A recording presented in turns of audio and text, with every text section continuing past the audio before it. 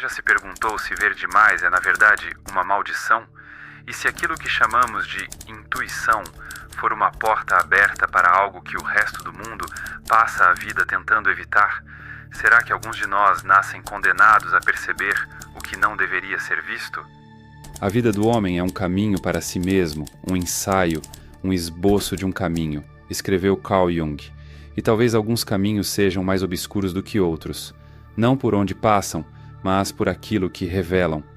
Imagine entrar em um ambiente e sentir a mentira antes que ela se manifeste, ter sonhos que não são apenas metáforas, mas avisos, perceber a tristeza escondida por trás do sorriso de alguém, mesmo quando essa pessoa jura estar bem. E agora imagine tentar explicar tudo isso a quem vive com os pés presos ao concreto da realidade. Eles te olham como se você tivesse enlouquecido. O que fazer quando seu mundo interior é mais vívido, mais verdadeiro e mais perigoso do que o mundo exterior?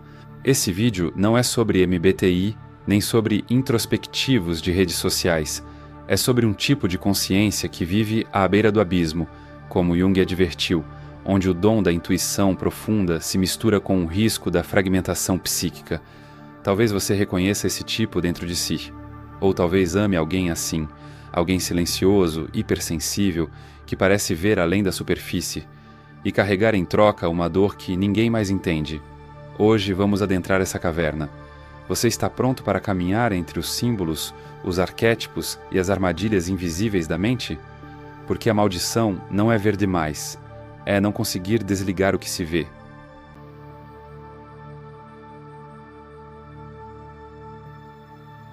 Você entra em uma sala e algo está errado, ninguém disse nada, nada aconteceu, mas você sabe, aquele sorriso ali no canto, não é sincero, aquela pessoa está à beira de explodir por dentro, aquela conversa tem uma camada subterrânea que ninguém mais percebe. Você não sabe como sabe, mas sabe, e isso te assombra. Quando Jung descreveu os introvertidos intuitivos, ele não estava falando de gente tímida ou reservada. Estava falando de um tipo psíquico raro, gente que capta o invisível como se tivesse antenas enfiadas no inconsciente coletivo. Gente como você. Talvez você tenha começado cedo, sentia quando alguém da família estava prestes a adoecer, tinha sonhos premonitórios que ninguém levava a sério. Era aquele tipo de criança que ficava em silêncio por longos períodos, não por ausência de pensamento, mas por excesso. Enquanto os outros brincavam, você observava, mas não como quem assiste um filme. Você via os fios por trás da cena, percebia o que ia acontecer, o que estava sendo disfarçado, o que doía por trás da máscara. Era demais, e cedo demais. Mas ninguém avisou que isso teria um preço. Porque no começo, parece um superpoder. Saber o que vai dar errado antes de acontecer. Sentir quando alguém está mentindo, mesmo que tudo pareça normal. Identificar as tensões, as dinâmicas de poder, os silêncios carregados, os olhares desviados. É como enxergar a alma do mundo por dentro. Mas depois de um tempo você começa a perceber. Esse dom não vem com manual. Não vem com descanso. Não vem com compreensão. As pessoas começam a te evitar. Te acusam de viajar demais, de ver coisa onde não tem.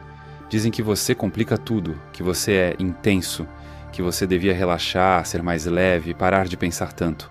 Mas você não está pensando. Está sentindo, captando, vendo.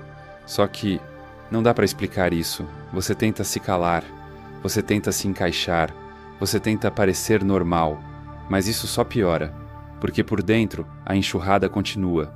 Os sinais não param de chegar, os sonhos se tornam mais vívidos, as conexões são tão claras que dói. E você começa a se perguntar: será que sou eu o problema? Talvez você esteja enlouquecendo. Talvez esteja amaldiçoado. Talvez seja mais fácil fingir que nada disso está acontecendo. Mas Jung sabia. Ele viu, em seus pacientes e em si mesmo, o peso esmagador de viver entre dois mundos. O mundo concreto e o mundo invisível. O mundo dos fatos e o mundo dos símbolos. A maioria das pessoas vive no primeiro. Você não tem essa opção. Seu eixo dominante não é a sensação, é a intuição. E a intuição, como Jung descreveu, é percepção via o inconsciente. Ou seja, você capta o que está escondido.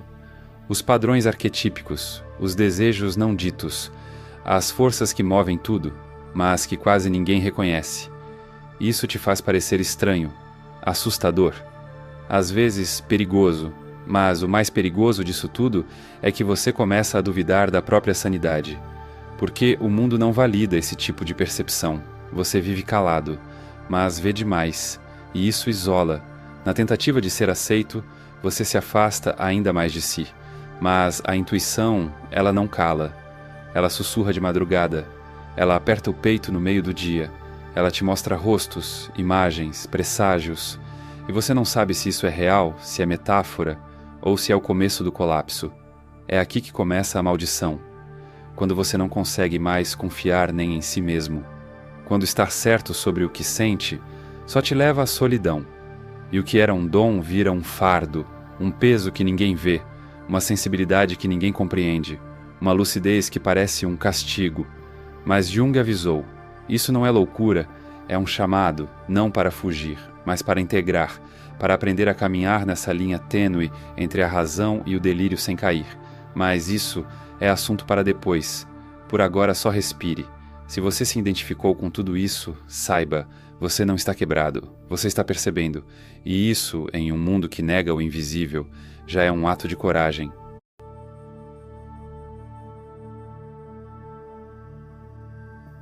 Tudo começa devagar. Você percebe que está mais cansado do que deveria.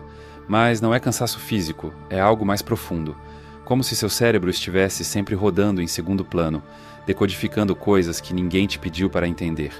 As pessoas falam, e você sente a verdade escondida entre as palavras. Você entra em um ambiente e absorve a atenção como se fosse sua. Você ouve um simples, tá tudo bem. E o corpo responde com um alerta silencioso. Não está. E mesmo sem querer, você carrega tudo isso para dentro. Jung chamava isso de psicocontaminação. Você não apenas percebe os conteúdos inconscientes dos outros, você os absorve. A tristeza deles vira a sua. A ansiedade deles te atravessa como uma febre. O medo deles adoece o seu sistema nervoso. Você vira uma espécie de esponja psíquica. Tudo te atravessa, tudo te toca, tudo te modifica, e aos poucos você começa a desaparecer dentro de si. Não sabe mais o que é seu, não sabe mais o que é dos outros, não sabe mais onde termina o mundo e onde começa você. Isso te corrói. E por trás desse colapso invisível mora uma das maiores armadilhas que Jung identificou, a inflação arquetípica. É quando sua mente, em desespero, começa a buscar sentido em tudo, e esse sentido se torna perigoso. Você começa a acreditar que tem uma missão especial, que recebeu sinais que ninguém mais vê, que está aqui para alertar o mundo, curar os outros, salvar o coletivo da própria ignorância. No início parece apenas propósito, mas devagar se transforma em delírio. Você não é mais apenas alguém sensível, você vira o profeta, o escolhido, o mártir silencioso que carrega uma dor que ninguém mais entende. E o pior, às vezes você está certo. Você vê mesmo coisas que os outros não veem. Você acerta mesmo quando sente que algo vai acontecer. Você tem mesmo visões simbólicas que se desdobram depois no mundo real, mas é justamente isso que torna a armadilha mortal, porque o ego começa a se misturar com o inconsciente. Você não interpreta os arquétipos, você se torna os arquétipos. E como Jung alertou, isso é o começo da possessão pelo inconsciente. Aos poucos, você deixa de ser alguém que percebe a estrutura invisível da realidade e passa a ser controlado por ela. Você vê sinais em tudo, vive como se o universo estivesse te mandando mensagens o tempo inteiro, confunde coincidência com destino, vira refém do próprio símbolo, e então a realidade começa a escorregar. Você já não sabe mais o que é simbólico e o que é concreto, o que é intuição e o que é ansiedade, o que é insight e o que é delírio. E quando tenta explicar isso para alguém, ouve aquela frase que é como uma sentença. Você está pensando demais. Mas não é pensamento, é enxurrada, é carga psíquica, é excesso de sentido em um mundo que não está pronto para lidar com ele. E o silêncio que antes era escolha, agora vira prisão. Você não fala mais o que vê, não compartilha mais o que sente, porque quando tentou foi ridicularizado, ou pior, foi considerado perigoso.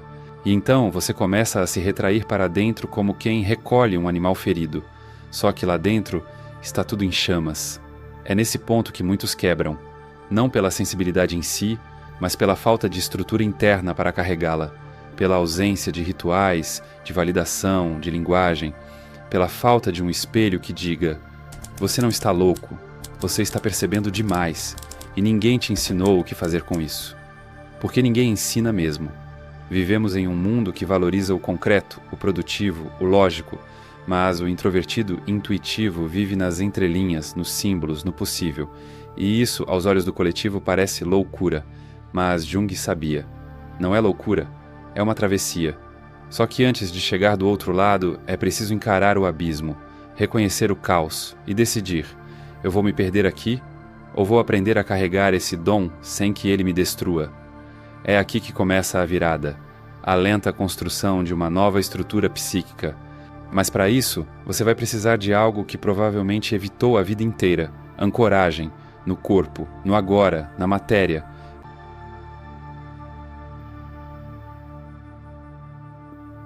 Chega um momento em que a mente pede socorro, não com palavras, mas com exaustão.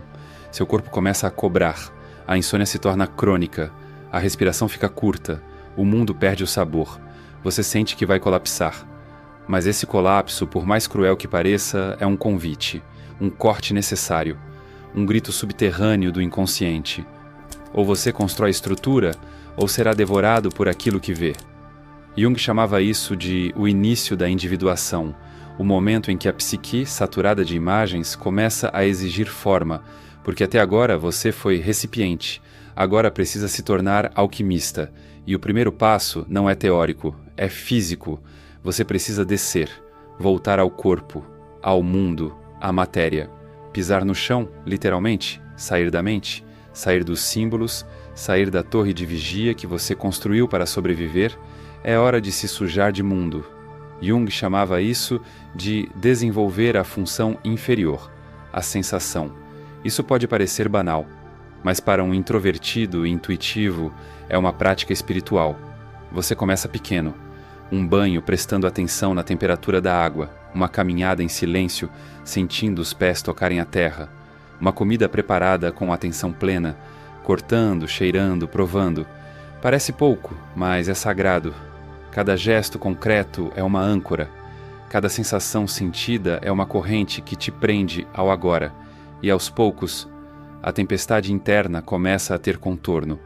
Porque o segredo não é calar a intuição, é dar a ela um corpo, um lugar, uma forma. Esse é o segundo passo, a tradução simbólica. Você precisa externalizar, escrever, desenhar, cantar, falar, criar, qualquer meio que consiga dar forma ao que antes te afogava. Não é sobre estética, é sobre salvação psíquica.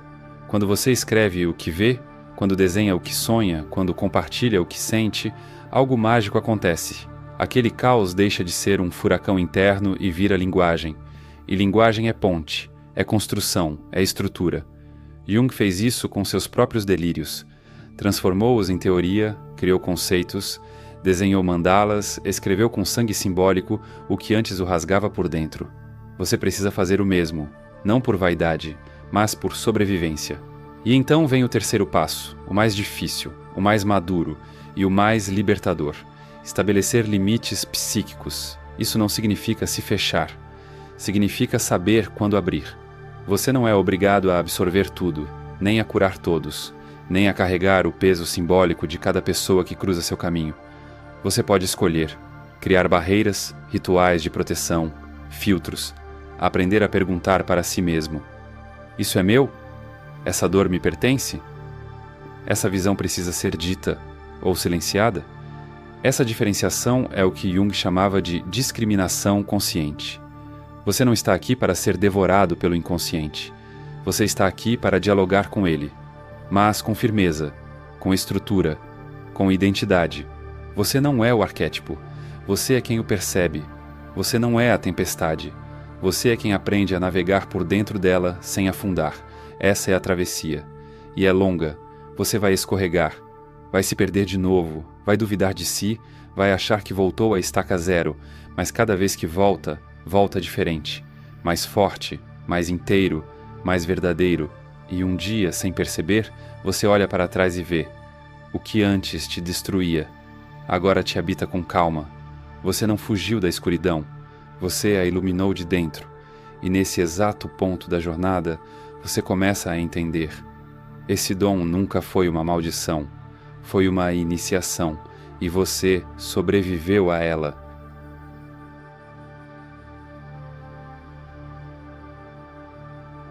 Talvez você tenha passado a vida achando que era o estranho, o deslocado, o esquisito, o que complica demais, o que sente demais, o que vê demais. Mas e se for justamente isso que o mundo está implorando em silêncio? Pessoas que enxergam além, que se recusam a aceitar o superficial como verdade, que olham para o caos e conseguem decifrar padrões, que entram nos labirintos da alma e voltam com mapas. Talvez a sua dor nunca tenha sido um defeito, talvez tenha sido a iniciação de um tipo raro de consciência. Carl Jung sabia disso. Ele dizia que os introvertidos intuitivos, apesar de representarem uma pequena fração da população, têm um impacto desproporcional na história da humanidade. São eles que criam as pontes invisíveis entre o mundo que existe e o mundo que ainda não nasceu. São eles que decifram sonhos, que criam símbolos, que escrevem livros que mudam eras, que sentem a dor coletiva antes que ela se manifeste em guerras e doenças. Mas ninguém vê isso de fora. Do lado de fora, tudo parece silêncio, solidão, aparente inércia. É por isso que a sua revolução é silenciosa. Você não está gritando, você está ouvindo. Você não está impondo, você está intuindo.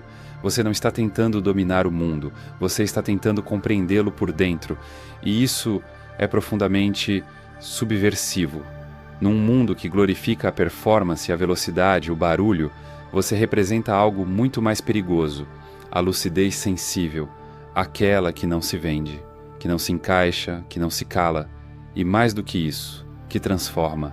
Mas essa transformação só é possível depois da travessia, depois da dor, depois da desintegração, depois da reconstrução silenciosa, quando você deixa de ser uma vítima da própria intuição e se torna um tradutor entre mundos, aquele que vai até o fundo da inconsciência, colhe símbolos e volta, não para brilhar, mas para iluminar o caminho dos outros. Esse é o ponto de virada, quando você entende que seu papel não é ser entendido por todos, mas tocar profundamente aqueles poucos que também vivem à beira. É por isso que você precisa falar. Mesmo que apenas uma pessoa compreenda, mesmo que ninguém aplauda, você precisa criar, transformar o invisível em forma, traduzir o silêncio em gesto, materializar o caos em beleza, porque esse é o seu presente, não o de prever o futuro, mas o de dar sentido ao presente, mesmo quando ele parece sem lógica, sem cura, sem saída. E mais do que isso, você precisa se encontrar com os outros como você, porque eles existem, espalhados, silenciosos, muitas vezes cansados, mas vivos, vibrando. E quando dois seres assim se reconhecem, a escuridão se curva. O vazio dá espaço para um tipo raro de comunhão. Não é amizade, é reconhecimento arquetípico. É o momento em que a alma diz: eu achei outro que também vê. E então, o caminho deixa de ser solitário. Não porque ficou fácil, mas porque agora existe eco.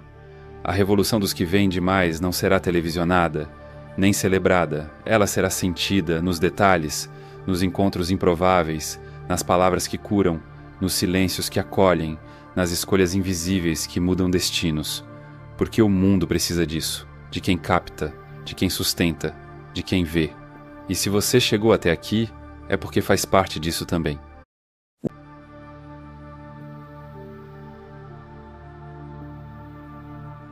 Há coisas que a gente não escolhe sentir, elas apenas acontecem, como aquele arrepio sem motivo, ou aquela sensação incômoda no meio de um ambiente normal, como quando alguém sorri e você sente o choro escondido por trás dos dentes, como quando o mundo parece seguir seu ritmo, e você está ali em outro tempo, mais lento, mais profundo, mais solitário.